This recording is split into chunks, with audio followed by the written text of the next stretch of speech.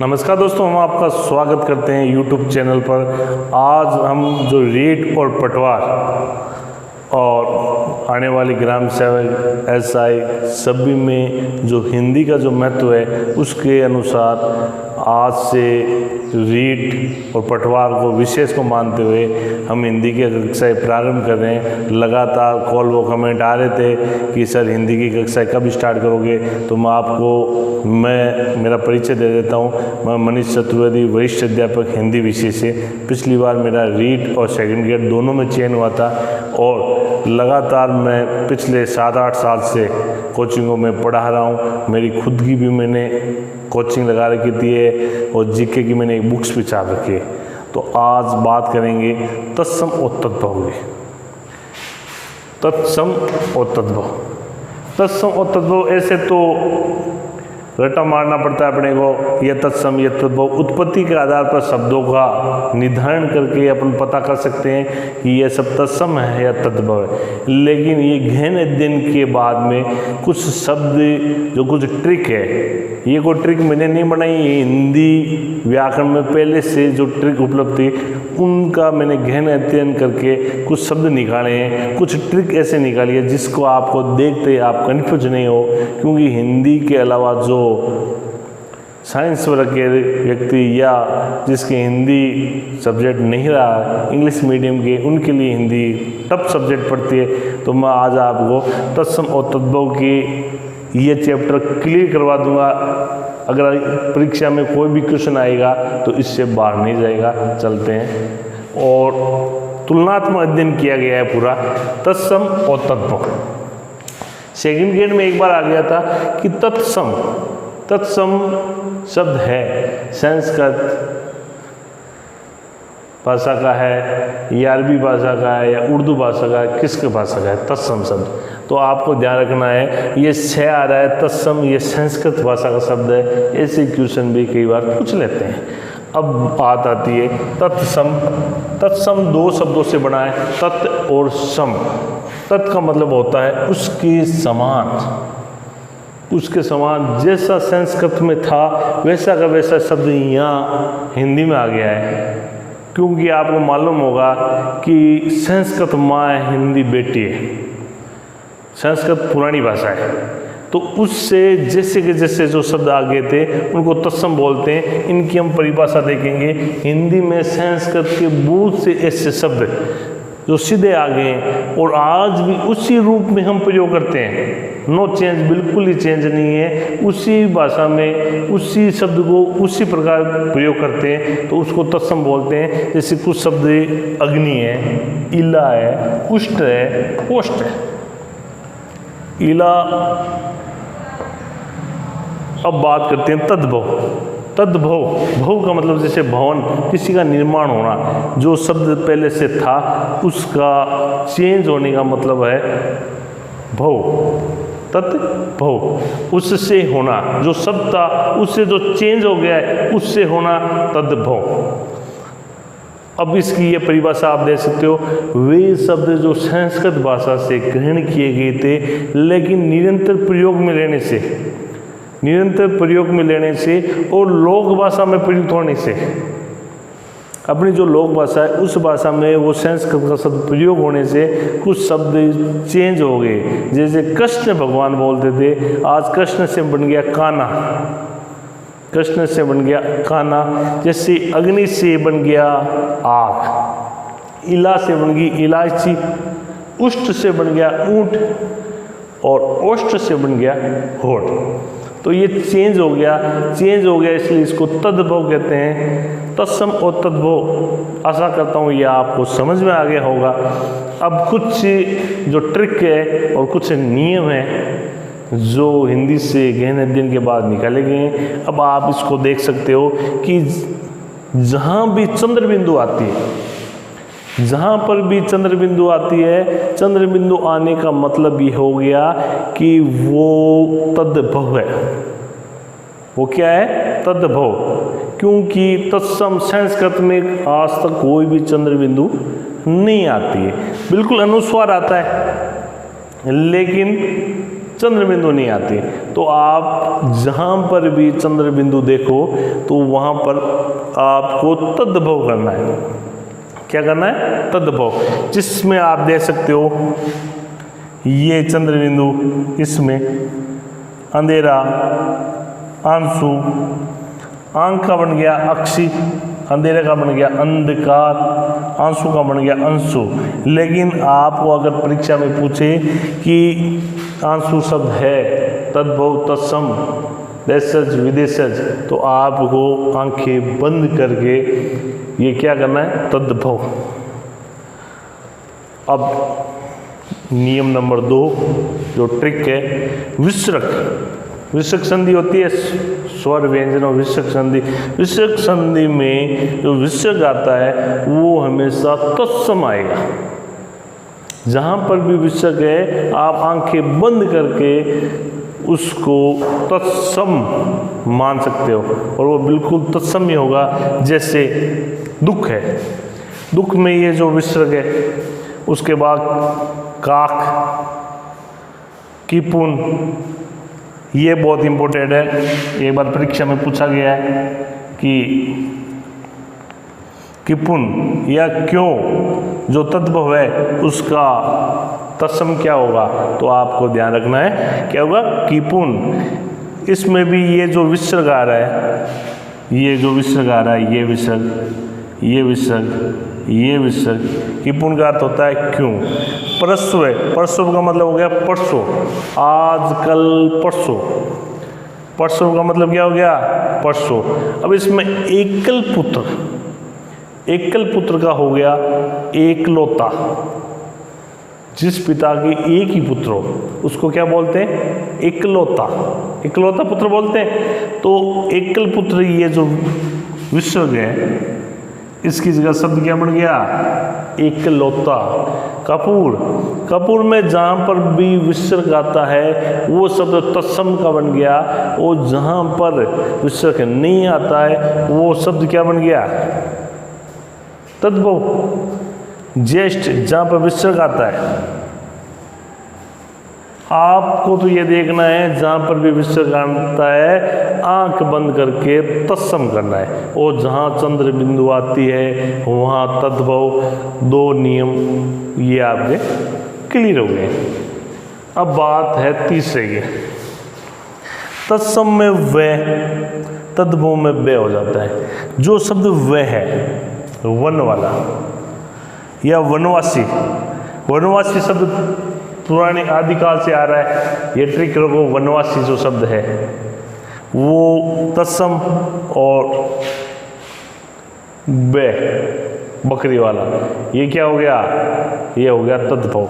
तो आपको जैसे पूर्व है, पूर्व से पूरब बन गया, विवाह से ब्याह।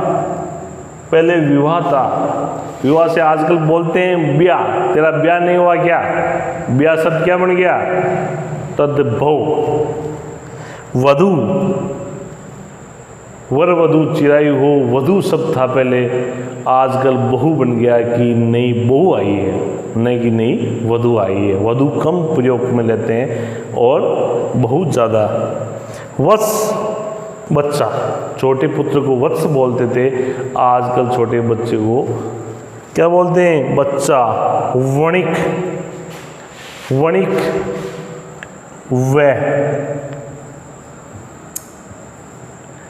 वह से बन गया बनिया, वणिक से बन गया बनिया।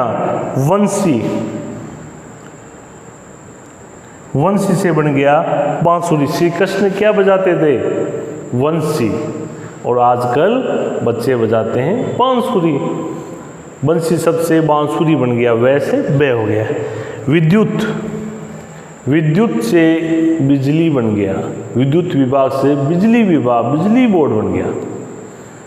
ये सारे नियंत्रण प्रचलन व लोक भाषा में आने से यह शब्द में जो चेंज हुआ है उन चेंज को क्या बोलते हैं? तद्भव। तो जहाँ पर वनवासी व आएगा वो आपको आंखें बंद करके तत्सम करना है, वनवासी। और जहाँ पर विसर्ग आएगा वो भी तत्सम होगा। अगर चंद्र बिंदु आ गई तो तद्भव। शाबाश। नियम से क्षत्रिय, क्षत्रिय पूर्व काल से चले आ रहे हैं, आदिकाल से। जहाँ क्षत्रिय आ रहे हैं वहाँ क्या होगा? तत्सम। तत्सम जहाँ पर भी क्षत्रिय आ रहे हैं वहाँ आपको आंखें बंद करके तत्सम मानना है। जैसे अक्षर, अक्षर में क्या निकल रहा है? शे। अक्षत में शे, अक्षी में शे, इक्षु में शे, ये चारों शे है वो क्या है? और इसी के साथ आप देख सकते हो अक्षय में शे और क्षेत्र में शे, अक्षोट में शे। जहाँ पर भी शे आते हैं वो सारे के सारे क्या होंगे? तत्सम होंगे। अब आप स्क्रीनशॉट ले लो।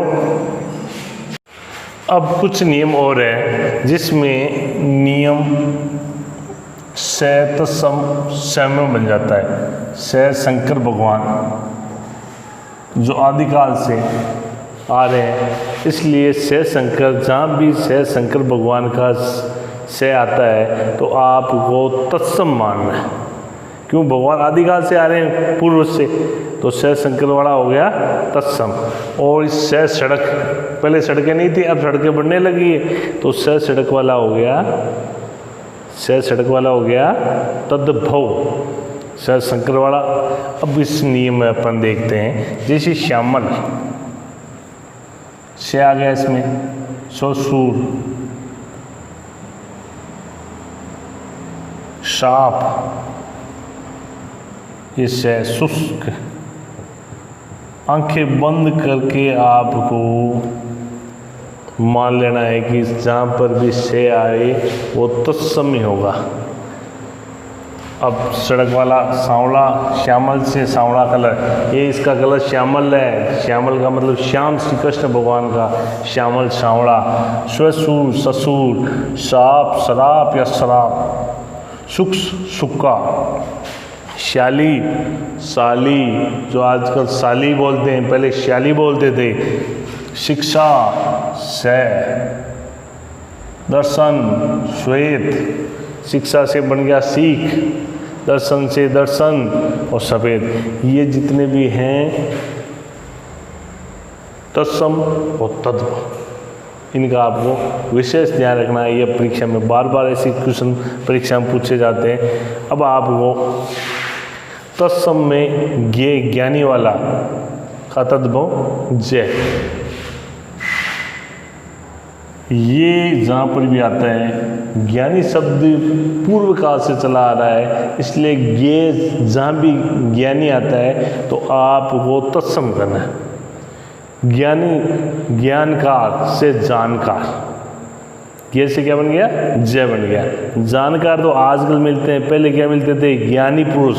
जो भी ज्ञानी है वो क्या है? पूर्व आदिकाल से चला आ रहा है। आपको ये ट्रिक रखना है, अज्ञान, अजान, यज्ञमान, जजमान, यज्ञ और जग। इसके आधार पर आपको ये समझना है कि जहाँ पर भी गे आए, इसमें भी गे आ रहा है, इसमें भी गे आ रहा है, इसमें भी गे आ रहा है, ये गे का जग हो गया।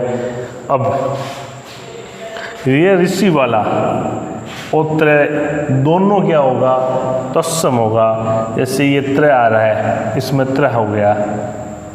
राजपुत्र, राजाओं के जो पुत्र उसको राजपुत्र बोलते थे, राजपुत्र से ये जाति बन गई राजपूत। आज वर्तमान में एक जाति विशेष के नाम के लिए बोला जाता है राजपूत। ये राजाओं के पुत्र थे, लेकिन वर्तमान में क्या बन गई?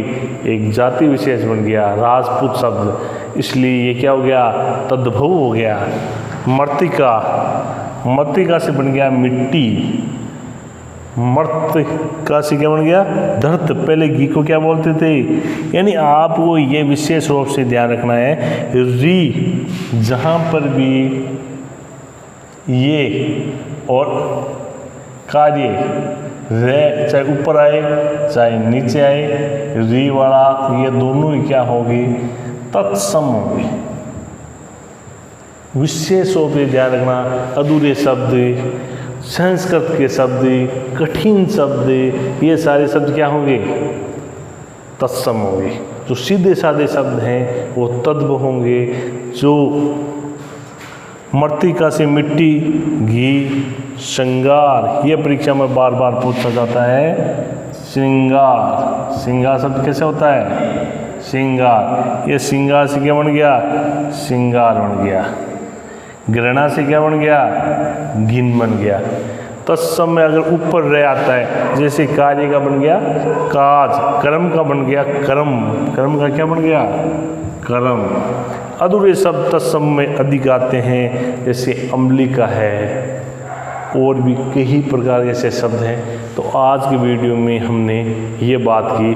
अब अगला वीडियो जो विदेशज और जो देशज शब्द है, विदेशज कुछ ऐसे शब्द हैं जो आम बोलचाल की भाषा में, जैसे चाकू है, अपील, ये सारे क्या है? विदेशी शब्द है। जैसे रेवड़, गाड़ी खचाखच भरी थी, ये चकाचक, ये मकान चकाचक लग रहा है, ये शब्द कहीं पर भी नहीं है। ये शब्द क्या है? ये सब देशज। परीक्षा में आजकल देशज, विदेशी और ये सारे पूछने लगे। जल्दी दूसरी वीडियो में, अगर ये आपको वीडियो पसंद आया तो इसको लाइक और शेयर करो और चैनल को सब्सक्राइब करो। अगर आप सब्सक्राइब करके मोटिवेशन, तो मैं आपको विश्वास दिलाता हूँ हिंदी में आपका एक क्वेश्चन गलत नहीं होने दूंगा। नीचे कमेंट बॉक्स में कमेंट लिखे, चैनल को सब्सक्राइब करें। अब हम इस वीडियो से विदा ले रहे हैं, मिलते हैं अगले वीडियो में। तब तक सुरक्षित रहे। जय हिंद, जय भारत।